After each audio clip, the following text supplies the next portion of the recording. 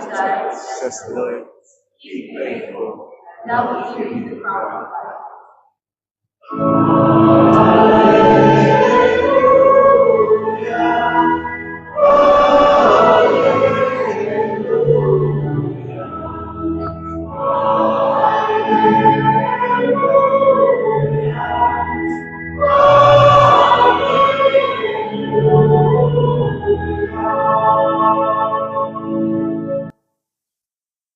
The Lord be with you.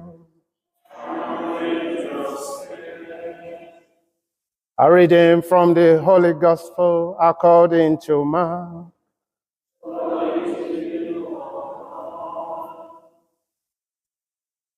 In his teaching, Jesus said, "Beware of the scribes who like to walk about in long robes, to be greeted obsequiously in the market squares, to take the front seats in the synagogues and the places of honor at banquets.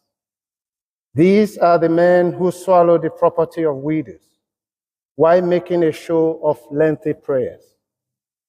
The more severe will be their sentence they receive." He sat down opposite the treasury and watched the people putting money into the treasury. And many of the rich put in a great deal. A poor widow came and put in 2 small coins, the equivalent of a penny. Then he called his disciples and said to them, "I tell you solemnly, this poor widow has put more in than all who have contributed to the treasury. For they have all put in money they had over. But she, from the little she had, has put in everything she possessed, all she had to live on." The Gospel of the Lord.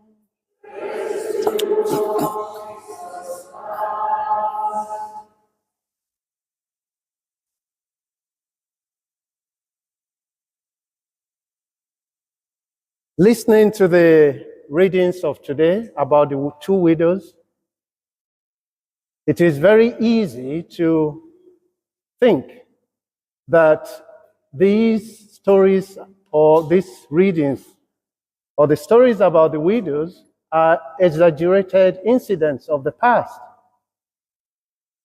But when you look around the world, different parts of the world, different countries in the world, just do a scan of the conditions of widows. You will realize, the stories still very similar. For example, in some parts of Asia, when a woman loses her husband, it is said that a judgment of social death has been passed on to her. In some other countries, they are stripped of their rights completely. Land taken off them, assets removed. In some cases, their children taken. In Uganda some years ago, there was a story about a widow, a woman who lost her husband, and her whole land they farmed was taken. In fact, her 6 children were taken. And she was being forced, or they attempted to force her to marry a member of the family. It took a group of lawyers, international lawyers, to help her. Even though the law of the land was against what they were doing, they had to fight and fight to restore her rights. In another country, when you lose your husband, they no longer use she for you, they use it. These are the current conditions across the world. In fact, in America, the richest country supposedly, a research was carried out a few years ago, and it was found out that 40% of widows become impoverished below the breadline after they lose their husband. This is the modern day condition. So you can begin to put the stories we had in the readings in context. The conditions in which these two widows lived at the time. In the first reading, we read about the prophet Elijah, who lived 900 years before Christ, was sent to a widow in Sidon. At the time, Elijah was running away from King Ahab of Israel, who happens to be one of the worst kings that ever lived in Israel till today. He and his wife Jezebel were after the life of Elijah for telling them to stop worshiping the Canaanites' gods, Baal, and worship the true one and true God. So they were after his life. And God used the opportunity to send Elijah to Sidon. Sidon is in modern-day Lebanon, exactly 124 miles from Israel. So this widow, who was living in this condition, not just about her being a social outcast, but also there was drought. There was famine in the land, no food. So you can begin to imagine the condition under which she lived. But Elijah arriving asked for water. In fact, he pressed her further and asked for a piece of bread. And what did she do? She obliged totally. She didn't hold back. And she gave an expression that is symbolic of the totality of her submission. He said, "As the Lord your God lives." And she trusted in the prophet, what the prophet was saying, and by extension, in the providence of God. In the second reading, we had the widow. 900 years later, the conditions had not changed about widows. In fact, then in the synagogues, in the temple, putting money in the treasury was a big, big deal. The scribes would come all clad. It was thin to show off how rich you are. So this social outcast, the widow, summoned all courage, every courage. Imagine going up to drop the last thing she had. It's an extraordinary act of generosity on the part of these two widows. So, but for us, when you can start putting it in perspective, I think that there's a question for us.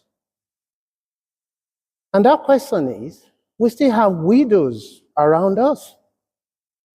Yes, I would say we lived in a beautiful country. We have the safety net. But widows still have their vulnerabilities, even in this country. So the question is, do you even take notice of them? Do you see them? Because God has a special gaze on them.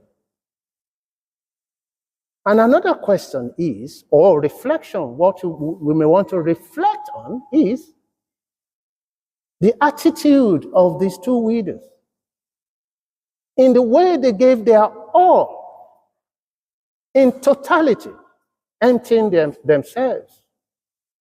And that act, in my view, foreshadows the totality of the self-giving of Christ on the cross. He had nothing back. He gave everything. He gave everything. And that, the action of the widows also puts into perspective a clear context, the second reading, where it says Jesus had died and died once and for all, meaning there's nothing more to give. He's not going to come back and die again. He's given everything. So ultimately, the question, how does this relate to us? It is very easy to give something you have left over. So the question would be, what do I have scarcity? What do I have in scarcity that I can offer to God in total generosity? And I think if you ask me, I would suggest something we probably all lack in abundance is our trust in God. Because the whole issue about the money that the widows give is kind of a symbolic. There's a deeper message there, because these are spiritual things. So what the trust we have in God, I think we have that in scarcity. And God is saying to us today through the church to say, even in that scarcity of your trust, bring the little of that to me in totality. Bring it to me. When things are difficult, yes, things are difficult around the world, everywhere. Each person, we've experienced our own challenges. Even during those times, no matter how difficult, trust in Him. Because as the prophet said, a jar of meal will not be spent, and the jug of oil will not go empty. And guess what? Elijah lived with the widow for about 3 years before returning to Israel.